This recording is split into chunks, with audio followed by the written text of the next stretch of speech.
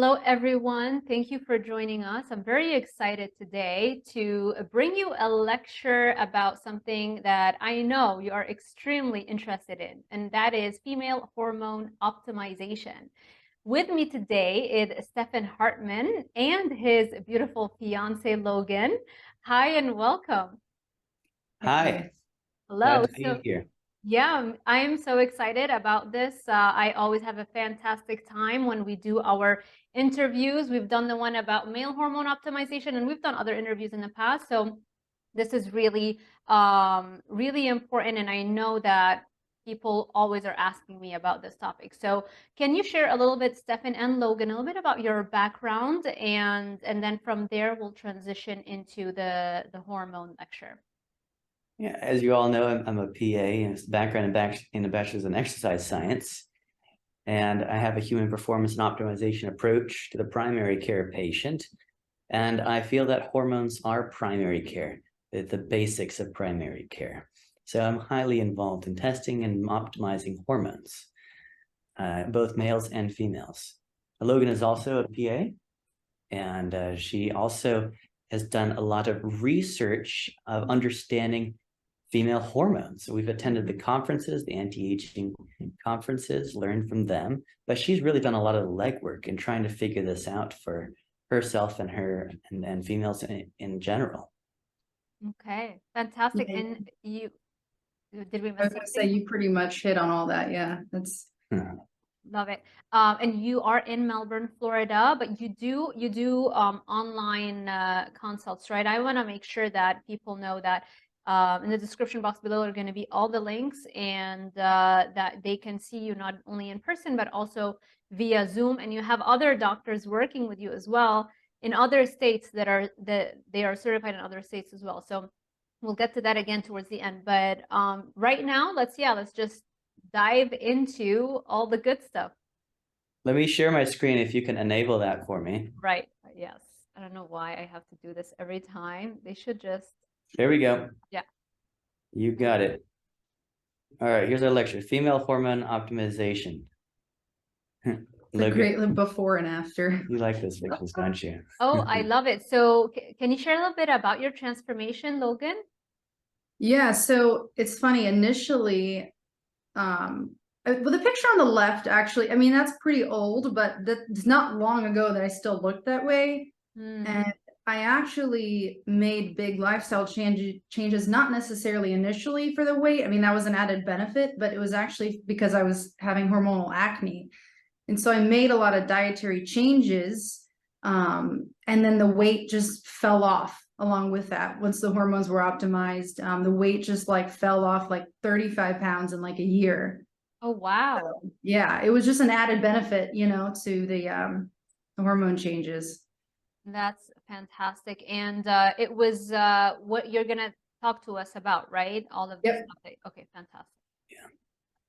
We're going to start out with the female menstrual cycle. So Logan, if you could walk someone through this. A lot of women, they are not familiar with this chart or their cycles. Yeah, so I actually remember when we learned about this in school, and I thought it was like the most confusing like thing ever. I was like, I don't know how people understand this, but now it's crazy. It's kind of like second nature. And I think for all females, like a cycle like this, we should all know it well, even if you're not a healthcare provider. But you know, this is basically how a normal hormone cycle should take place, but unfortunately that's typically not the case because so many women are either estrogen dominant or they're testosterone dominant or they're not even ovulating, and so it tends to actually not follow suit. But the way it should start is day one of your menstrual cycle, which is day one of your period. That's when you're at your lowest hormones, right? So you're low on estrogen, low on progesterone, low on testosterone. The body signals to the pituitary that it's basically time to start that cycle over. And so you'll get a spike of FSH, which basically tells your body to start producing estrogen. And that's the first half of your cycle, right? The follicular phase. And so you should be getting a little bit of a slow estrogen spike. And so women tend to feel their best on this phase. Most of the time, if you ask them, this will be when they feel the best because they're getting that estrogen, their skin's looking nice and plump and hydrated, they have a good mood, they have a lot of energy. And then you get towards mid-cycle ovulation, which is generally around day 14. I mean, it could be, you know, a little bit before or after, but generally on day 14, women start to feel really good because not only they have the estrogen, but they get some testosterone as well. So, and that's basically because the body is wanting to make a baby, right? It's ovulating. And so you'll get a spike of testosterone as well to encourage sex drive, of course. And so women also tend to feel pretty good during ovulation. And then with all that, you'll get a big spike of luteinizing hormone, LH, from the pituitary as well.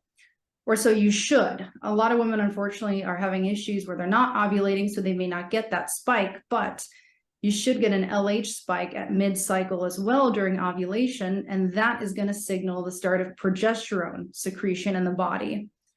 And so the latter half of your cycle, it should be progesterone dominant, and progesterone is important for a lot of reasons as well. It promotes calming, promotes blood flow. It's actually a natural diuretic as well, and so it could help with bloating. So a lot of women in the latter half of their cycle will have significant bloating, which could be for more reasons than just low progesterone. But a lot of women suffer from low progesterone in that second half of the cycle. Stress is a big factor as well, but we'll get into all that.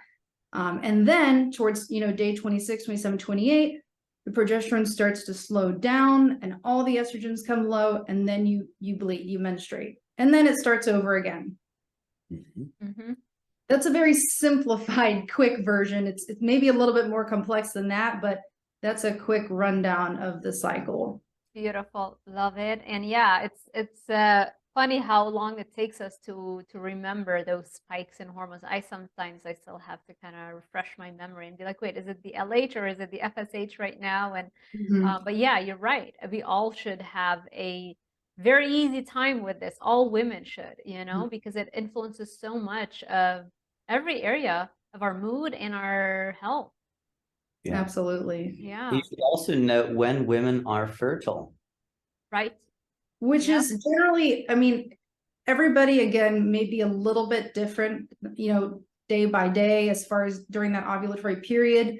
But generally, it's around, you know, days 10 to 14 when you're ovulating. You're only really, truly fertile for a couple days during the cycle, right? You're not going to get pregnant at any day during the cycle. It's got to be during that time period where you're ovulating, where you're actually going to be fertile and can get pregnant. Yeah. And I think that can be very empowering for women who are trying to avoid hormonal contraceptives, which we're going to get into in a second here, and the damages they do. You're not able to get pregnant any day of the month. Yeah, this is a conversation I have to have with so many of my clients who come to me.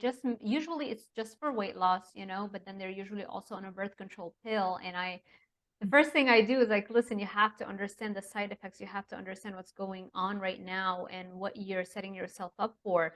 And then the next question is like, well, then what else can I do? You know, what are the other options? So if you're going to talk about that, that's very exciting. Yes, we will.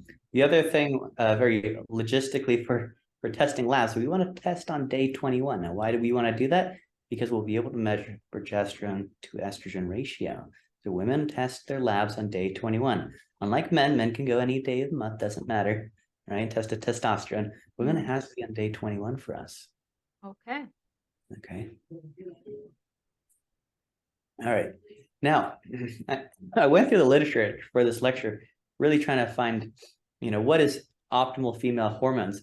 But unfortunately, there's not a lot of interest in this in the literature, right? Female hormones, we wouldn't have civilization without them, but there seems to be a real negligence among our academics and our institutions.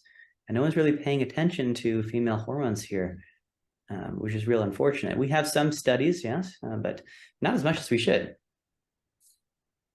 Yeah, and most studies usually end up anyway being done on males because the excuse is always that we don't want a lot of confounding variables with the changing hormones, and so let's just stick with an all male. You know, I think this thing is starting slowly to change with a more focus on women's health, but yeah, there's definitely a huge disparity in the published literature. Yeah. unfortunately. Yeah. We're going to start it here with a striking case study of a 60-year-old lady who came to me with clawed hands. She couldn't move them because they were in so much pain. She had raw hands. She'd been to the dermatologist. They did a workup. They said it was a contact dermatitis. They gave her some steroids. She was doing these steroids for years. It wasn't really getting better. I came to her and I was like, well, this seems to have happened when you entered menopause. She entered menopause a little bit later, about age 55. And I was like, listen, why don't we do topical estradiol of the hands? So I got a compounded estradiol cream. We put it onto the hands every day. And about 2 to 3 months later, this was the result. You can see on the bottom, her hands are pretty much cured. She's very happy with this result.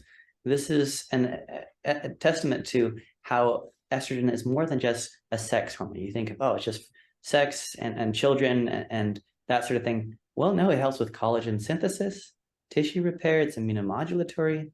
Besides that, it's joint protective, it builds bone, it's cardioprotective, it's neuroprotective. I think this is a visually striking case to put that in people's minds. Wow. Wow. That's amazing. The power of hormones. This is something I've noticed a lot also, like with keto rashes, and when people do keto or carnivore and they get rashes. And I do think it has something to do also with some hormonal changes that happen. Oftentimes it goes away by itself. And I'm not sure how close that is to contact dermatitis. But I feel like for some people, when it doesn't go away, then I would look into hormonal regulation. Yeah. Mhm. Actually did the dietary changes that we talked about here before, doing more of an animal-based diet, getting rid of the sugars. So she did some dietary changes as well. Nice.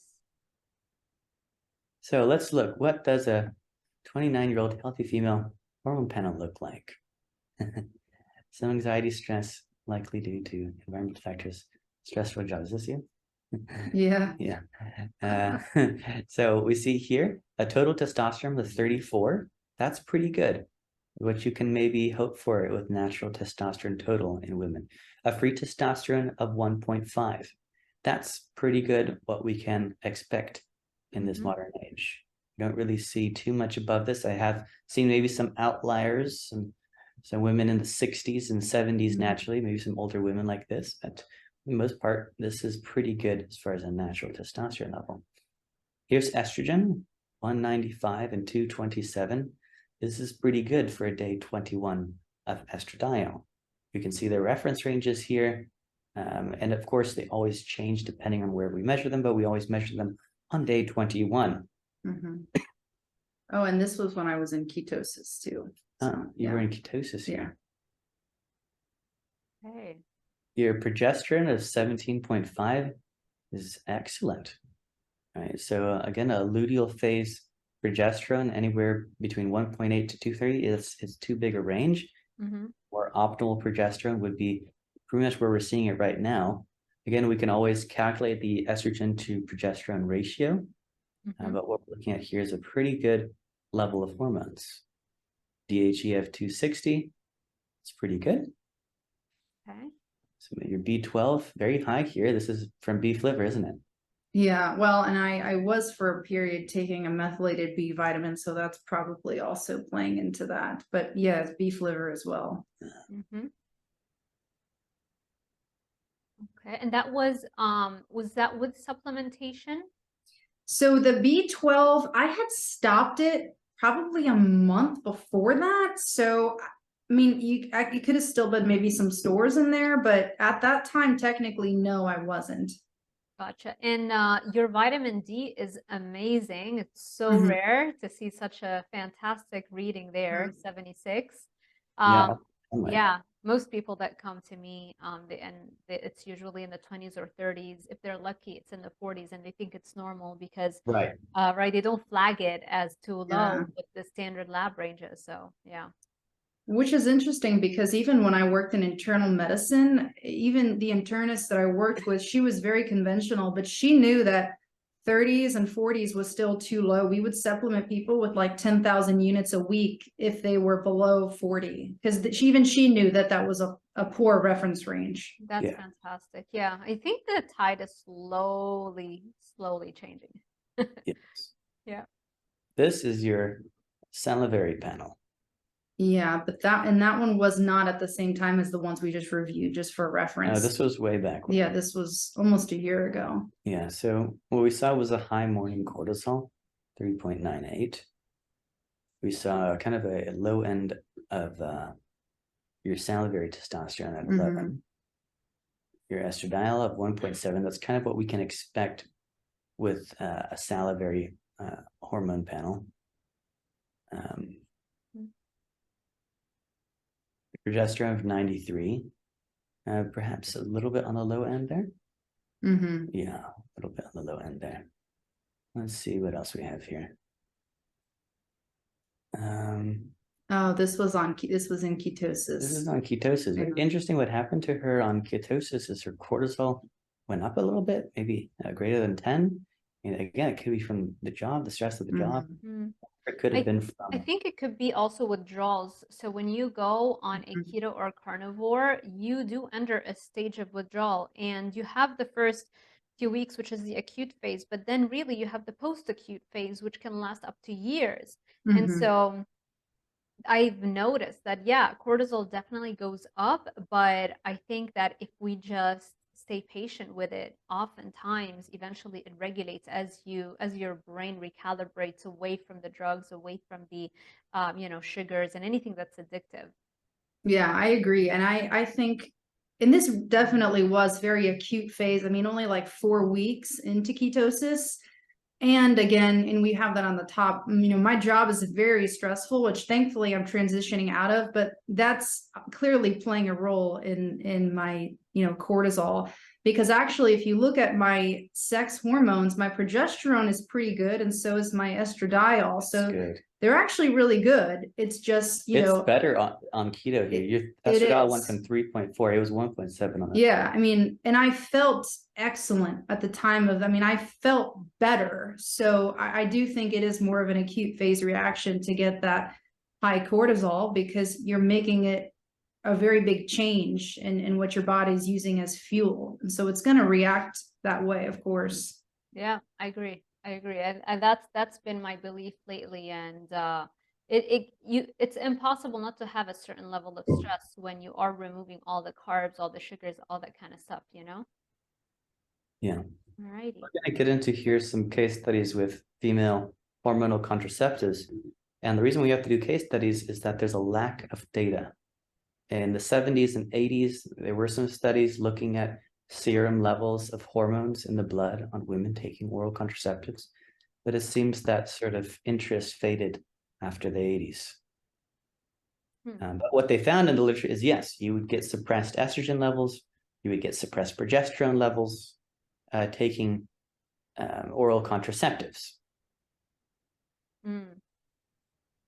Yeah, there's more an interest in looking at the benefits, right, of getting on the pill, because that's where the money is, and there's more of a profit to be made if we pump out those studies. But it's not as it's not like an even balanced approach, unfortunately. It's the same thing we see in nutrition, same thing we see in pretty much all the science, right? And so this is why we don't see as many studies looking at the negative effects, the long-term negative effects, all the reasons why you should think twice before you get on the pill. Right. And patients come to me and they'll have gone to their regular practitioner and asked, can you test my hormones? And they're like, you don't need to test hormones, you're on birth control. That's what they'll be told. Well, wait, just for curiosity's sake. Like, for scientific purposes, isn't there no intellectual curiosity anymore? So let's look at this fascinating case study. This is a female bodybuilder. I love bodybuilders because they are at the top end biohacking. They understand their labs. They know hormone optimization. So this is a female bodybuilder on birth control. And she went on testosterone replacement therapy because her testosterone was suppressed on birth control. So we can see here kind of a super physiologic dose for a female, a total of 118. Wow. And a free of 2.8. She had been doing that for a while. She was actually getting some deepening of the voice. And so she did go off it, and she's doing a much lower dose now. Right? And she's still on birth control? Still on birth control. Yeah. Still doing testosterone replacement, just because her testosterone was crushed on birth control. And as a bodybuilder, you need testosterone. Right. You need testosterone in general. Was Right. she having any acne or any other symptoms besides the deepening of the voice when it was No. 118? No, just deepening Wow. of the voice. I remember the reason why I got off the acne medication. The last acne medication I tried was spironolactone, and I ran my labs years ago, and I had almost no DHEA to speak of, which is that male sex hormone, similar to testosterone that you absolutely need, you know, for everything. And that's when the anti-aging doctor that I saw was like, you know, that's from the spironolactone you're taking. And that same day I quit. I stopped, and that kind of forced me to look into my diet closer and understand that, you know, no pill is going to be the solution. Yeah. And you can see here, her estrogen is in postmenopausal ranges on birth control. So 15 and 33, which is what they found in the 70s and 80s. And they thought, oh, this is okay. They shouldn't have any harmful effects at 30s and 15s. I mean, you're putting a young woman in a menopausal range for estradiol. I mean, crazy to me. it's a bit odd. Yeah. Here's her progesterone, you know, a 1. So that's very low. And kind of what you could see from a replacement dose of progesterone. I'll see this in women who I put on progesterone at an older age. They'll get a level of about 1. But as we saw from Logan's results, you should be looking at 17. You should have a progesterone at 17. This won't fluctuate. This will stay stable when you're on birth control, right? So this is perhaps why general practitioners, they say you don't need to test hormones because we know what it's going to be at. It's going to be low. You can almost think of it as like it's going to like accelerate their aging, right? If you're taking away all of their body's natural sex hormones, you're going to like accelerate their aging, in addition to putting them at risk for, you know, blood clots and other issues. But you're almost accelerating their aging when you're taking away these natural hormones they produce. Yeah, it's like early onset menopause, right? I remember working at the University of Miami on this project for a few months.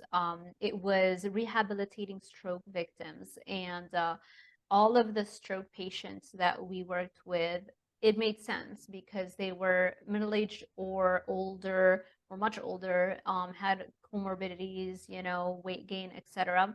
And the only outliers were, I think it was 2 or 3 young women in their 20s, super fit, no health issues, nothing. The only commonality between them is that they were all on birth control, you know, and they had the stroke in their 20s, which is shocking, you know? Shocking. It's devastating. Yeah.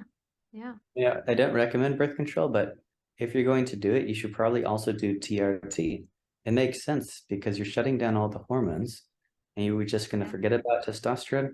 Probably not. Get it measured. I'm suspecting it's going to be low. This bodybuilder, she figured it out. Progesterone on fertility. So progesterone is the fertility hormone.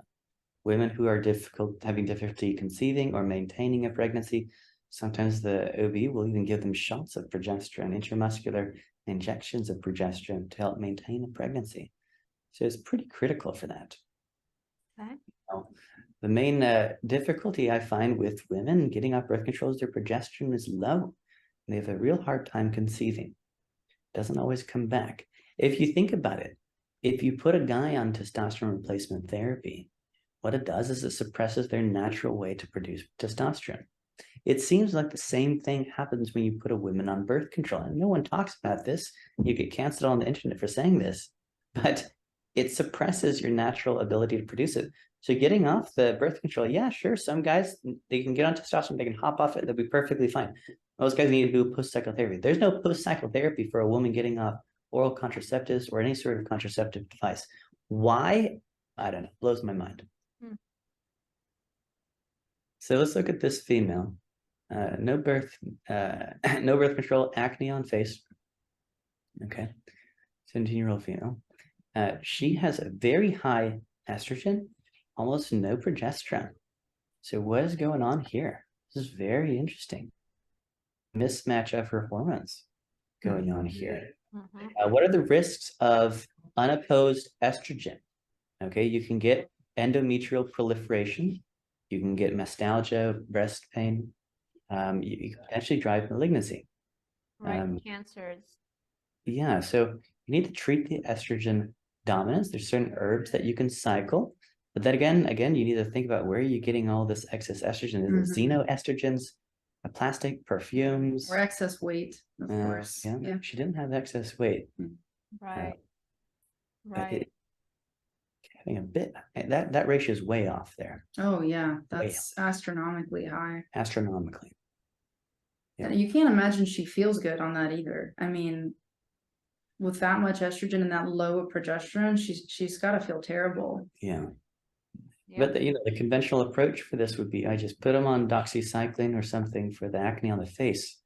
But we do test hormones here, and you can find some interesting things when you look at the hormones.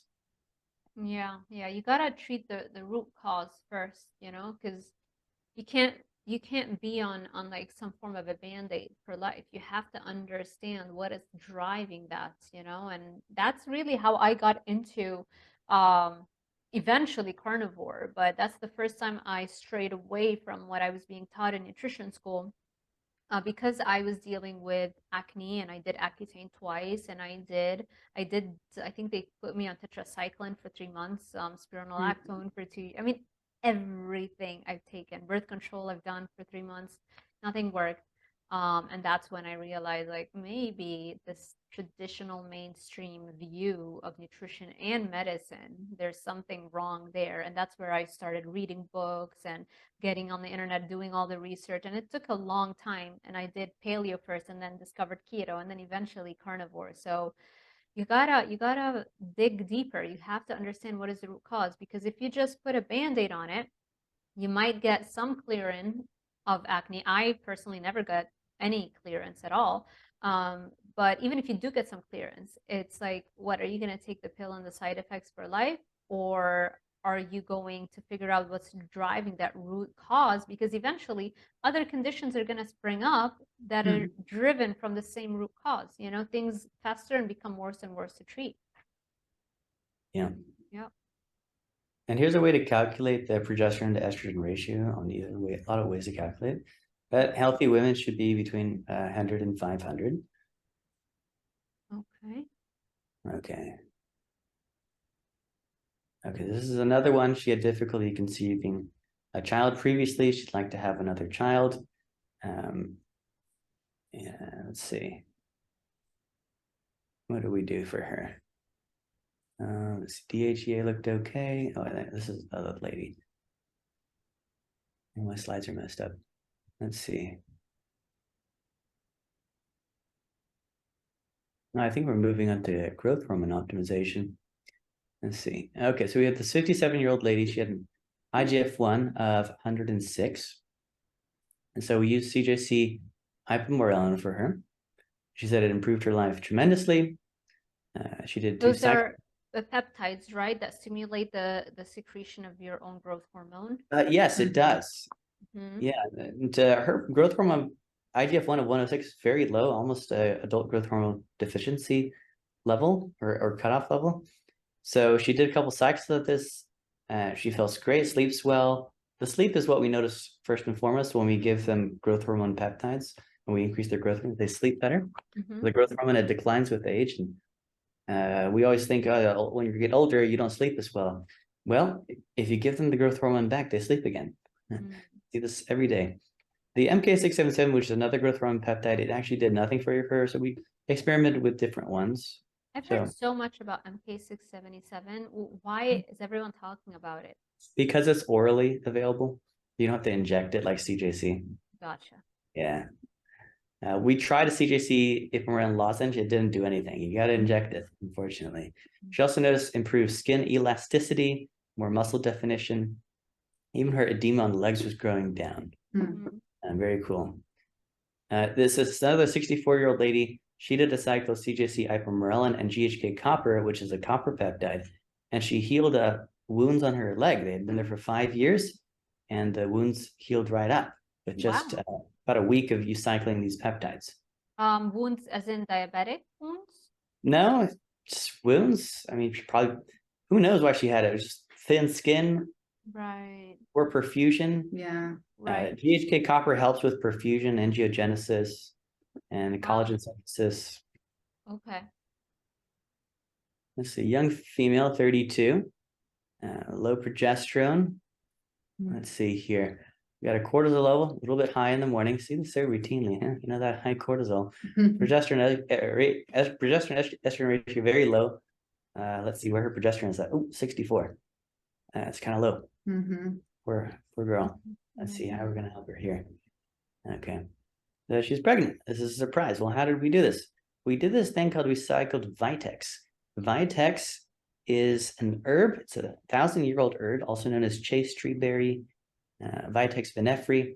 And it's an herb that you can cycle throughout the month to increase natural progesterone, right? Dosage range between 200 up to 1,200 milligrams, and it naturally improves progesterone. It's known as a fertility herb. And I think it's important for people to understand why. So what it does is it interacts with the HPA axis, which is basically this delicate axis of the way your body and your pituitary and your hypothalamus all communicate, because it's a cascade. You know, the hypothalamus tells the pituitary to release this, the pituitary releases it and acts on that organ. So what it does is it basically communicates with the pituitary to actually secrete LH, which, if you guys remember from the beginning, is going to stimulate ovulation, right? It's that LH spike that stimulates progesterone. And so that's what it does, is it modulates that HPA axis to help the body start releasing LH, whereas maybe before it wasn't, which of course, if you're not releasing that, you're not going to ovulate. It's going to be harder to get pregnant. So that's kind of the backstory on that. Interesting. Got it. Okay. Yeah, it's a great little herb. These are some of the fascinating changes that happen in pregnancy. The progesterone increases during the time of the pregnancies. The further along in weeks, the higher the progesterone goes. This is a real problem for some women who don't get that progesterone increase. You cannot maintain a pregnancy if the progesterone doesn't come up. And this results in miscarriage if it doesn't cooperate. Other thing that will increase is the HCG, human chorionic gonadotropin. That's another thing you measure to check how far along they are in the week's gestation. Okay. Another interesting thing to note is insulin resistance happens in pregnancy. Yeah. It's very interesting. They'll actually have high insulin levels, right? So this is lady, I accidentally ordered an insulin level on her. I didn't mean to, but I kind of, because I know she isn't insulin resistant, but there it is at 25. Do you think that would happen in a carnivore or keto pregnancy? Yeah. Yep. You would still have insulin resistance even if you take out the carbs. I think so. Well, and I was going to touch on that. I think that speaks to the fact, though, that in pregnancy, it's funny because we always kind of like jokingly like say women should eat whatever they want when they're pregnant, or women, you know, they have this craving, so they should just binge on that. But I think that actually speaks to the fact that you should actually be that much more careful about what you're eating and your carbohydrate intake. Just because you're pregnant doesn't mean you need more carbs, doesn't mean you need to gorge on the sugar and the carbs. I think you actually, maybe a little bit controversial, but you might need to be actually even more careful about how much carbohydrates you're intaking, because the body is naturally going to produce more insulin. But I still think you can control that on a lower carbohydrate diet. It doesn't mean every woman needs to be keto or carnivore when they're pregnant, but I do think that means that we really have to be aware of our carbohydrate intake, because that's how gestational diabetes develops. So it just, and it's like I said, we've got to get out of this notion of like pregnant women should just eat whatever they want, because if you really want a healthy pregnancy and a healthy baby, you should actually be really aware of what you're eating. I mean, women deal all the time with these metabolic syndromes that happen in pregnancy. They suddenly have high blood pressure. They have gestational diabetes. They never had this before. What's going on? Well, you're insulin resistant. It's part of being pregnant.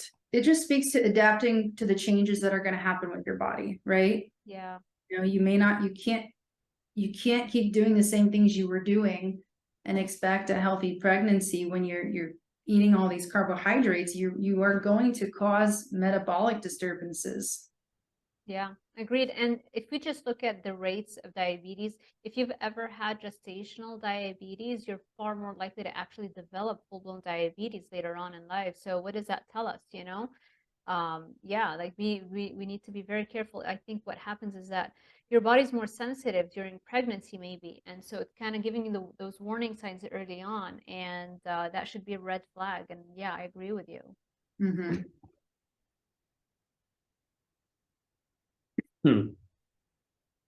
So, yeah, she had a healthy pregnancy. Nice. Okay.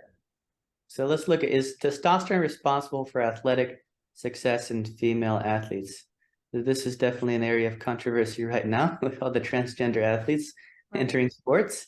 Yeah, it's clearly athletic performance boost, right? You have more testosterone, you have higher muscle mass, you can be stronger, can go longer. And who has studied this?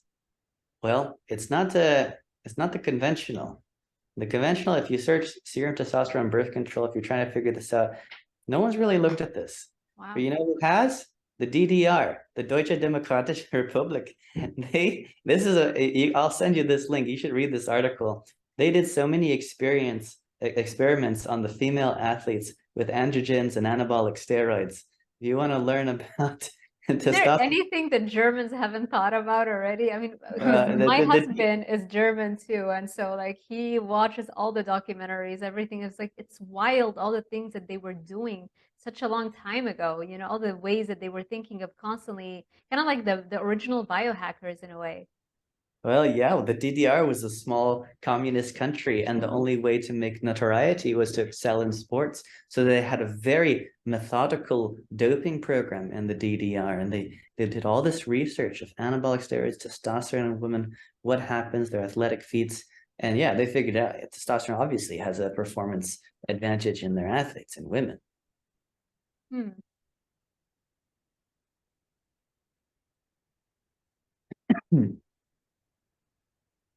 So we know that there's some changes in age with hormones, especially in the old aging female.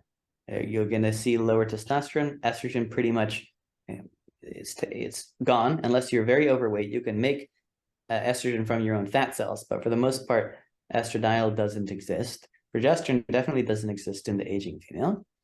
But we know that a lot of age-related diseases are related to a lack of these hormones.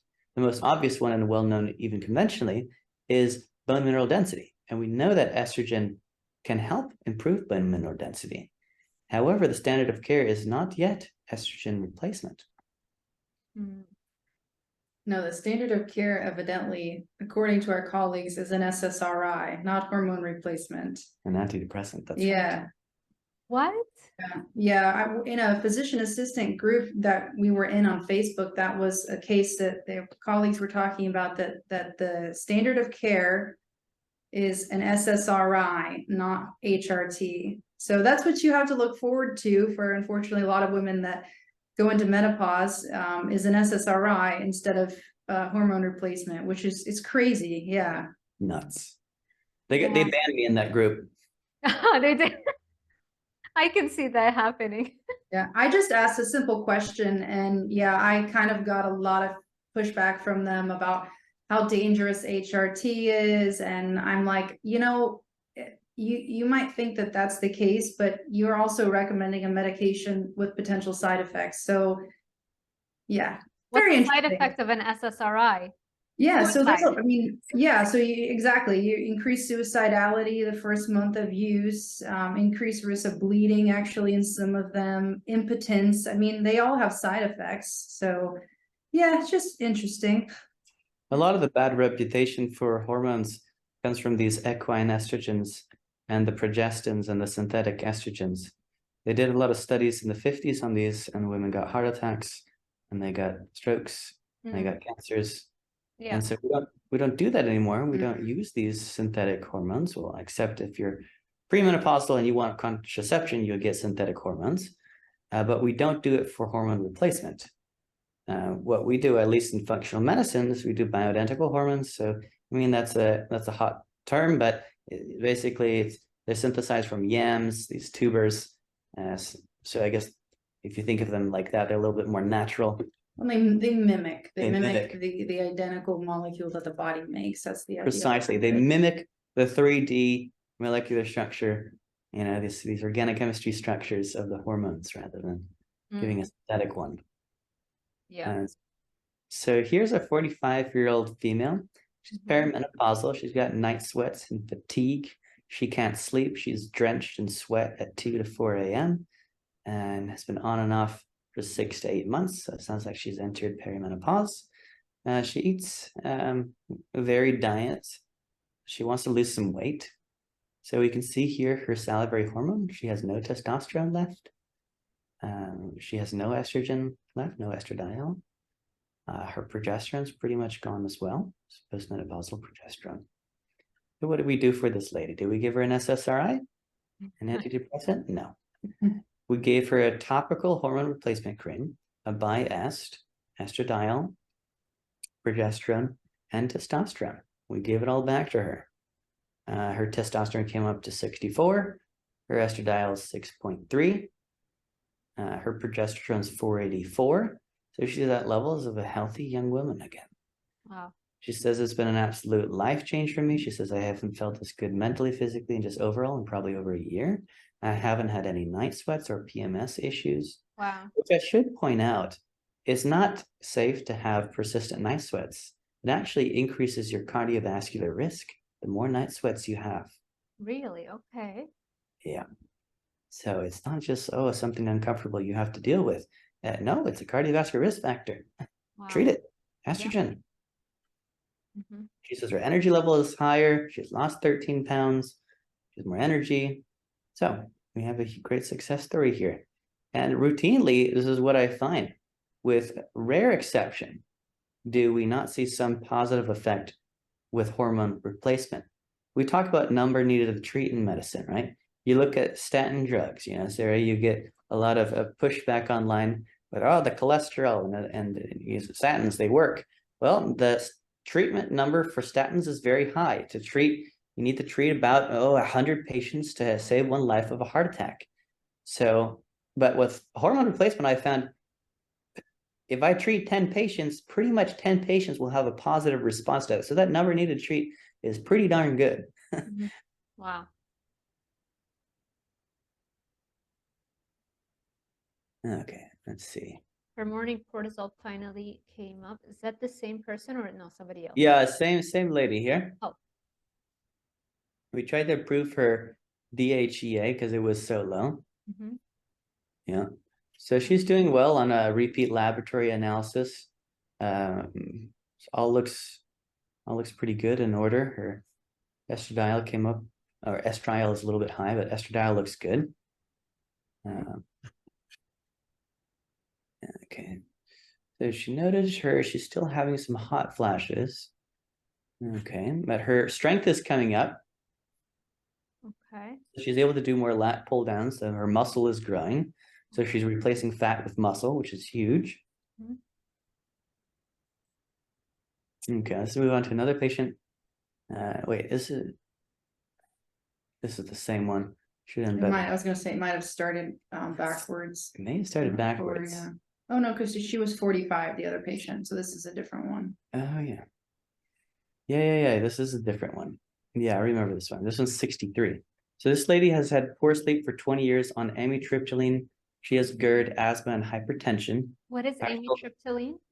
It's tricyclic antidepressant. Gotcha. They use it off-label for all sorts of things like headaches, pain. Yeah. Okay. Who knows? I don't even think she knows why she got on this stuff. Patients get on all this junk and they have no idea why they're even taking it. Yeah. They're just on all this stuff. She was on a lot of stuff. She got up to 253 pounds during the lockdowns, and she's only managed to lose about 11 pounds. She's had a gastric bypass and lost 180 pounds from that. So she uses amitriptyline for sleep. She uses omeprazole, an acid blocking medicine for reflux. She uses an Advair inhaler for her asthma. She uses montelukast, which is a mast cell stabilizer. It also works for asthma. She's on losartan, which is an ARB, an angiotensin receptor blocker for blood pressure, and amlodipine, which is a calcium channel blocker, also for blood pressure. She's using an app. So we need to fix this lady. I'm like, okay, we got a lot of work to do. So I put her on this herbal cleanse called biocidin, help clear out some overgrowth of yeast and bacteria that people will get from using omeprazole for decades. Because it limits, it decreases your stomach acidity. So you ingest more yeast and more bacteria to colonize your small intestine. So I use this pretty routinely for these people to get them off these things. Right, because all the reflux medications, they were never designed to be used more than 2 weeks ever. Even like the manufacturers will tell you that. But because people and this condition is growing so much, it's becoming far more prevalent. They don't know. The doctors don't know what to do. So it's like, just take more, take more acid blockers just to get that relief for the heartburn. Yeah, you can buy omeprazole in bulk at Costco now. Wow. So I think like one of the top 3 or most commonly prescribed medications are reflux medications, acid blockers, you know? Yeah, and then what happens is that if you are blocking stomach acid, so now your stomach can't pump out enough acid to digest your food fully.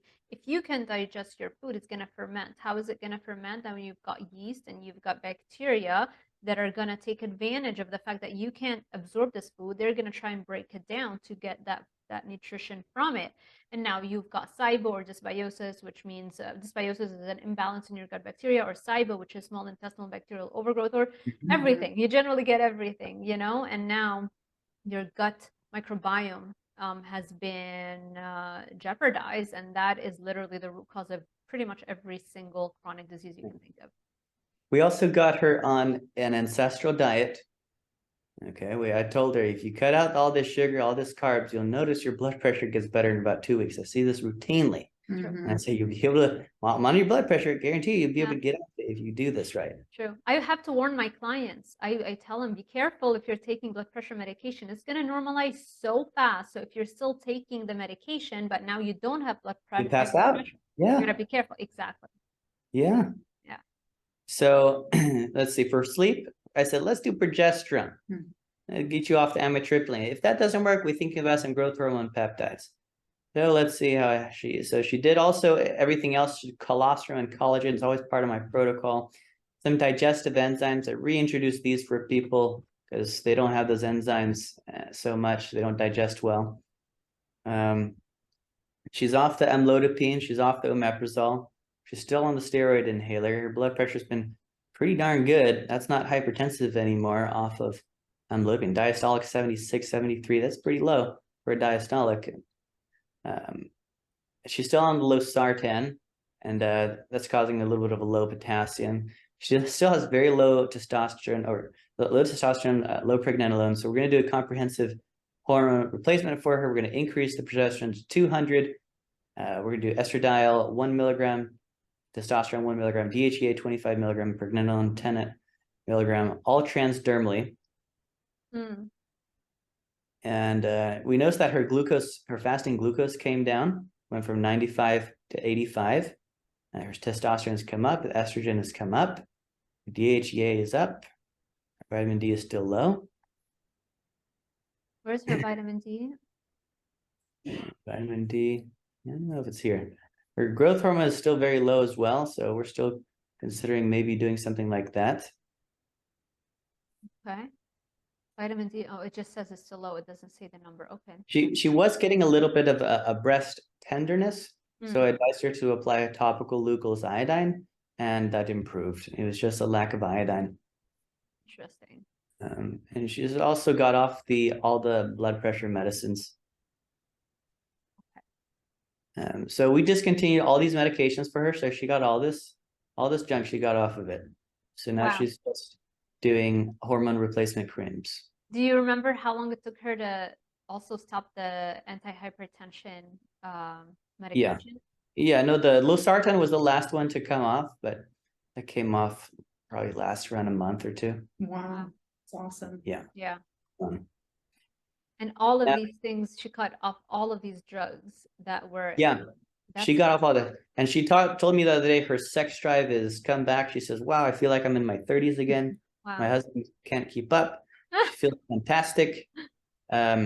She did get a little bit of, bit of menstrual bleeding actually. So I talked to the compounding pharmacist and I was like, you know what? I think we should remove the pregnenolone and perhaps reduce the dose of progesterone. And that's something that can happen is sometimes, and it's a sign also of good health, right? It's a sign of health that this is happening, but we're just going to reduce those to negate that one drawback that can sometimes happen if pregnenolone, progesterone, those doses are too high. Right. But other than that, she feels fantastic and taking no pharmaceuticals now. Wow. So Logan kind of created this, how to optimize progesterone in premenopausal women. So premenopausal women, we don't use progesterone, we use vitamins, we use nutrients, we use herbs. Okay, we try to improve the diet. Mm-hmm. Right, we try to help them with their weight and their insulin. Mm-hmm. And I mean, it's not like not everybody's a one size fits all, and not every single thing is going to work for every single person. And for the most part, optimizing progesterone, estrogen, and testosterone is going to be a lot of overlap of the same things. But, you know, specifically for progesterone, of course, you really have to work on stress. I think that's a big one that really, I mean, most of us are stressed, and a little bit of stress is okay and normal, but it's about how you recover from it. So many people have trauma, or they have stressful lives and jobs and relationships, and it really messes with that delicate HPA axis. And so women will have a lot of issues with progesterone. Then of course they'll get anxiety, PMS, PMDD. They'll have all sorts of issues with ovulation. And so you've got to work on stress. So there's a little tidbit in there about managing, you know, stress with adaptogenic herbs, mindfulness, and of course, like all of the hormones, optimizing weight and insulin, circadian rhythm, obviously a lot of macronutrients and micronutrients that you have to be intaking, especially saturated fat. But you'll notice they'll all have a little bit of overlap, but each one of them has just a little bit tidbit in there that's specific for that hormone. Mm-hmm. Okay.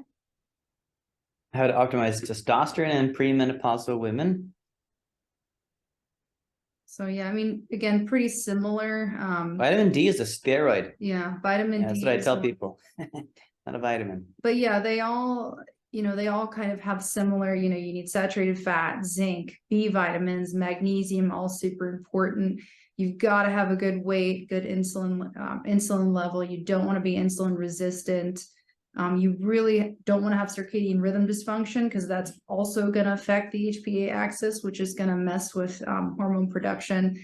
And then thyroid is one that's overlooked a lot, but under or over functioning of the thyroid can cause infertility and menstrual irregularities, which is why even conventional obstetricians, if you're having issues with your cycle, they'll check your thyroid and see if there's any autoimmune disease or hyperthyroid, hypothyroidism, any of that. So it's all honestly a big symphony, but a lot of it is lifestyle, nutrients, sunlight, resistance training. Mm-hmm. The basics, right? Yeah, essentially. Basically. You know, at these A4M events, you know what they tell us, Sarah? They say if you want to increase estrogen, consume soy, consume edamame, consume tofu, right? They do it. They actually tell women to do this if they want to improve their estrogen. I know. Well, I mean, yes, it works. So don't believe that when the IG influencer tells you that tofu doesn't increase estrogen. It does, and it can therapeutically increase estrogen. Right? And I mean, there are other ways too as well. Obviously, again, it all boils down to saturated fat. You do need to have saturated fat. But if, you know, some women can probably benefit from those isoflavones, which again, you can get that in supplement form as well. With estrogen, you do really want to make sure if it's high, you want to address that as well, which we have down here a couple of things: DIM detox, calcium D-glucarate, milk thistle, all things to optimize detoxification in the liver and in the gut, because again, estrogen dominance can actually later on down the line lead to malignancy, because it's a proliferative hormone. Mm-hmm. So it is important really for people to know it's all levels as Dr. Pamela Gershoy, she says all about balance, right? Right. Balance the hormones. Right. Okay. Oh, this is my mom. This is Lynn. So she's very naturally minded. So she doesn't take any pharmaceuticals. She was a little bit resistant to doing this stuff, but what she was doing, well, she wasn't sleeping well at night. She couldn't wind down. So what she was doing was a glass of whiskey every night. Not the best thing for sleep, right? But it did wind her down at night. So she was using that. Now she doesn't take it anymore now that we're doing hormones. Oh, So wow. the first hormone I introduced to her was progesterone. She takes 50 milligrams. Even that was too much for her. 40 milligrams. And she puts it in a shot glass. She mixes it and she takes it at night. That's how she takes the progesterone. Because she doesn't like the capsule because it's a blue dye. She's very natural. No blue dye in the capsule. Takes it as a shot glass.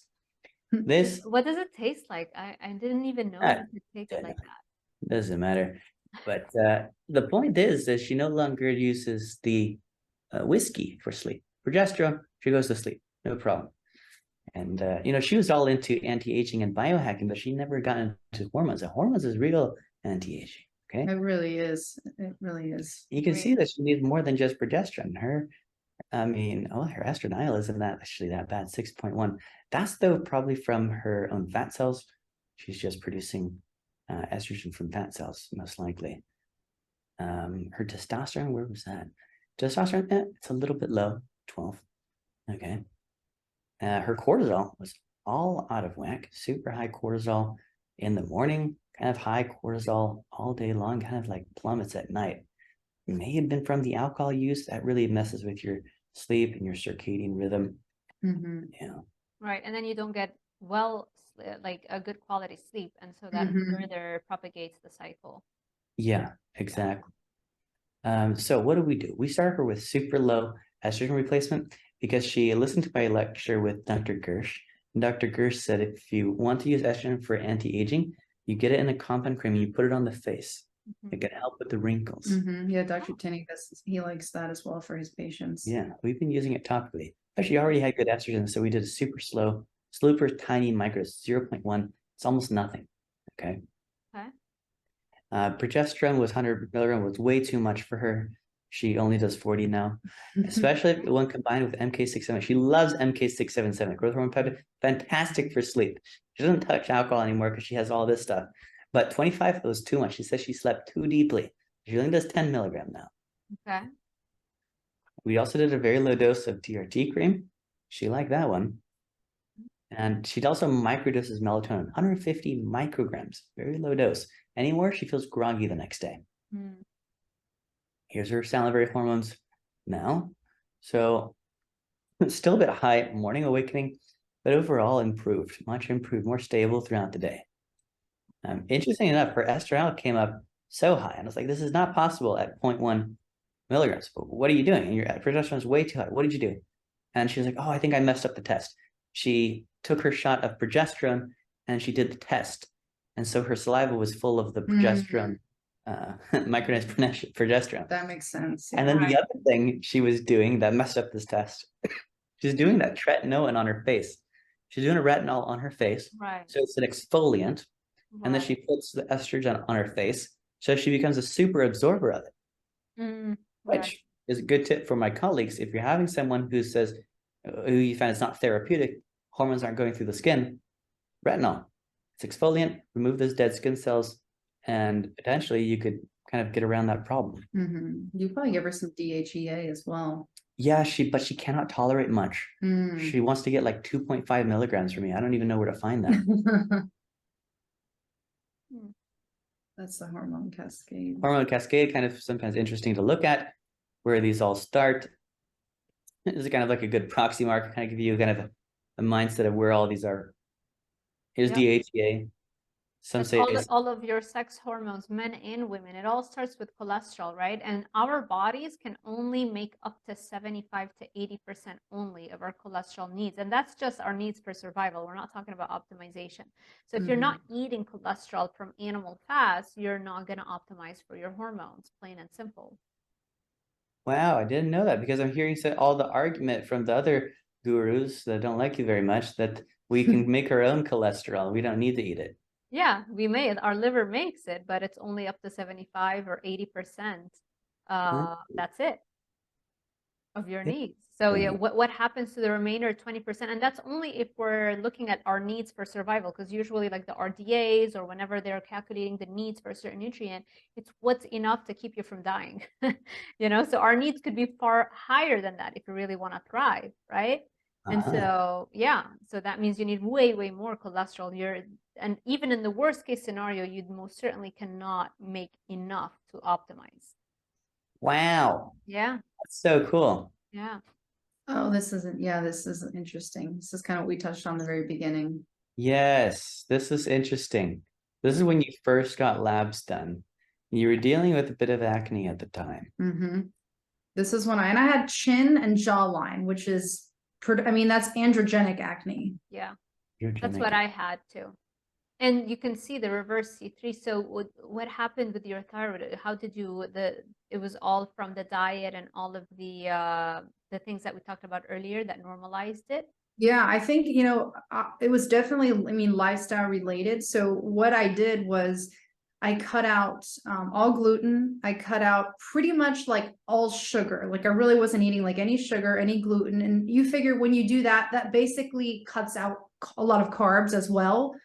I still was having, you know, things like, you know, occasional squash, but once you cut out, you know, processed sugar and gluten, you are going to then also cut out a lot of carb sources. So I went a little over carb. I did cut out dairy, which I was only drinking and eating like pasteurized dairy anyway. I wasn't even doing the raw dairy at that point. So I had cut out all the pasteurized dairy, the sugar and the gluten.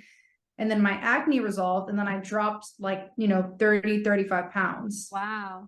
So, and you can see in my labs, I mean, my labs matched exactly what was going on. My DHT was high, which is the more potent form of testosterone, is 3 times more potent than testosterone. Yes, So I agree. that's what was driving my acne. Probably I was reacting to something with my thyroid. If you look at the reverse T3, and my testosterone was high. So I not only had high testosterone, but I had high DHT. So that was driving these deep cystic painful acne lesions. Right. Oh, wow.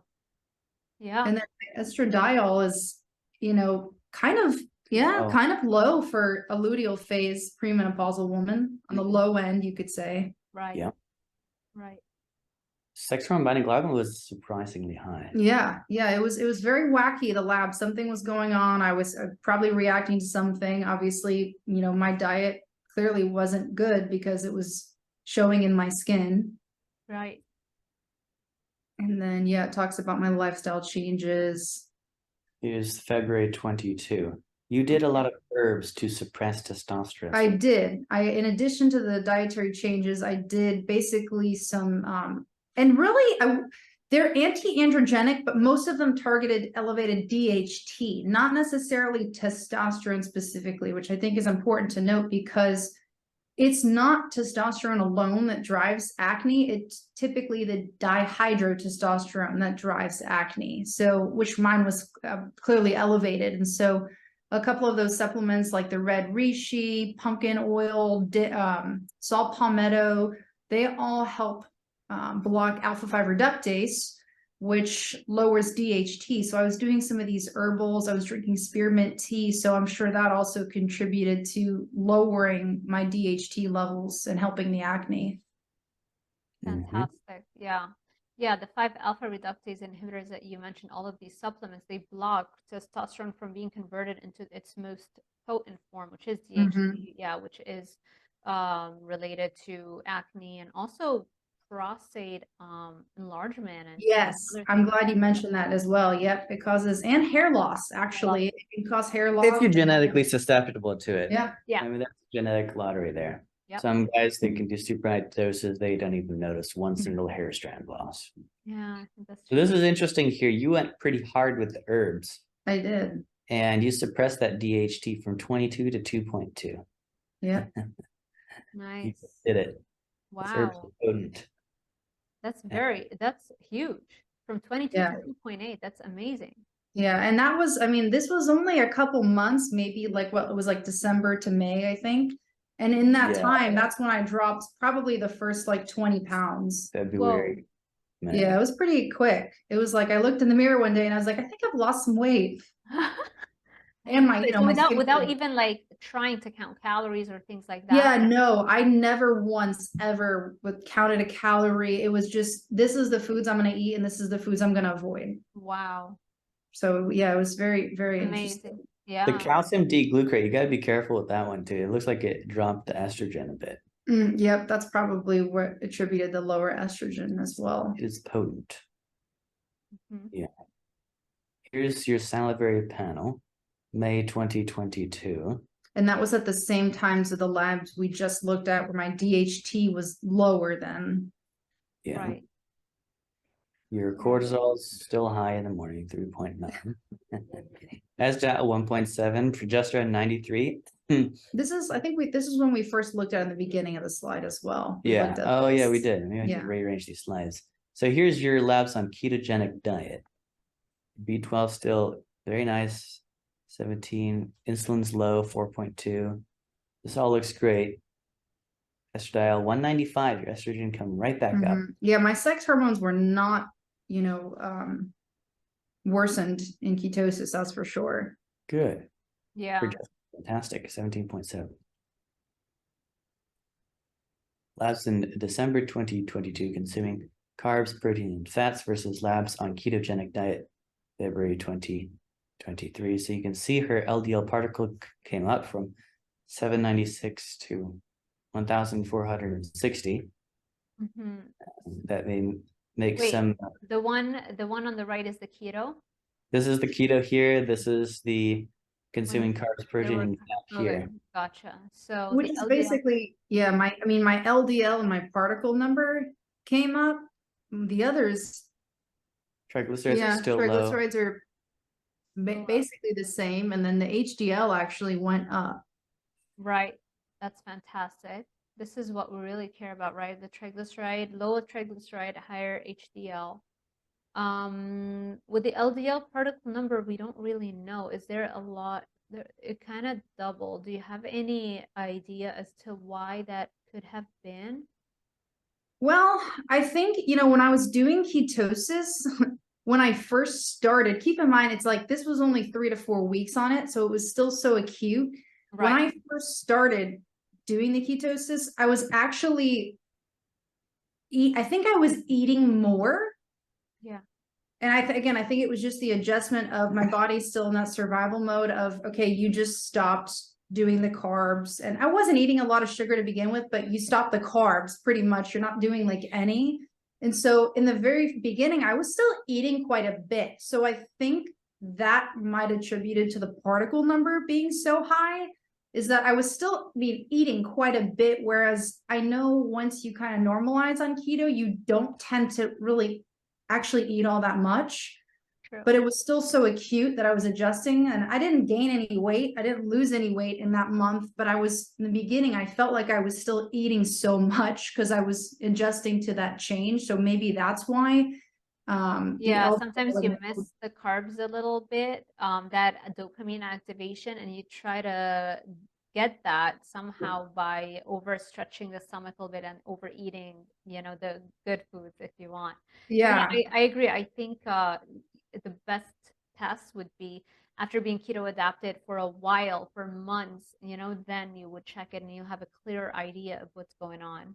That's what I want to do, is a longer, because I think a month is cool. I mean, it's good to kind of see maybe like those inflammatory markers, but I think as far as like cortisol and lipids, it's almost better to maybe do a longer stretch, because it's still so, I mean, you're still really adjusting at 3 to 4 weeks. True. Now, this is what we saw earlier, your high cortisol. Yeah, hopefully that'll come down once you quit your job. Yeah. And that's pretty much it. We do consults, so you can get all this testing done. And you can do the salivary, you can do the blood draw, you can see if your cortisol is high. Right, and all of these tests you can get them. So that price $399 includes the lab for blood draw and a consult with Logan or Stefan. Yeah, that's a fantastic deal. Yeah. Yeah, Nice. you get a lot checked. A lot of cool stuff. Yeah. Awesome. All right. Is that the end of the slide That's it. show? Fantastic. So where can people find you and give us a little bit of everything that you offer? I know that that was, you know, that lab test panel is great, and people need to know that they can get all of this stuff for such a budget friendly amount. But you know, if they want anything else, where can they find you guys? Yeah, so we're Iron Direct Primary Care. You can find us on the internet everywhere, and Instagram and YouTube, and you know, Are you name. still in Instagram jail? I feel like they've loosened up a little bit because now I can tag you. And Yeah, all the good yeah, things. yeah. He's taggable now. I'm taggable now. It's gone for a while. Come back. Yeah. We have an office here in Indy Atlantic, our beautiful office. But yeah, we serve patients telemedicine all over the state, and we're adding on new states all the time. Mm-hmm. And so you moved from Melbourne, or No, Indy Atlantic is right near my house in Melbourne. Indy Atlantic is just by the beach here. Oh, gotcha. It is within Melbourne. Mhm. Yeah, it's close. Okay, fantastic. I'll make sure that I link your Instagram and Logan's Instagram as well in the description box below, and also the link to your Iron Direct Primary Care website. All the good stuff. If you have a link tree, I'll make sure I link that. And yeah, that's it. Thank you so much for sharing all of the good stuff with us today. Yeah. Yeah, it was great chatting. Awesome. And thank you everybody for sticking with us till the end. I hope this was helpful. If you want more content like this, make sure you let us know in the comment section below, and I will see you in the next one.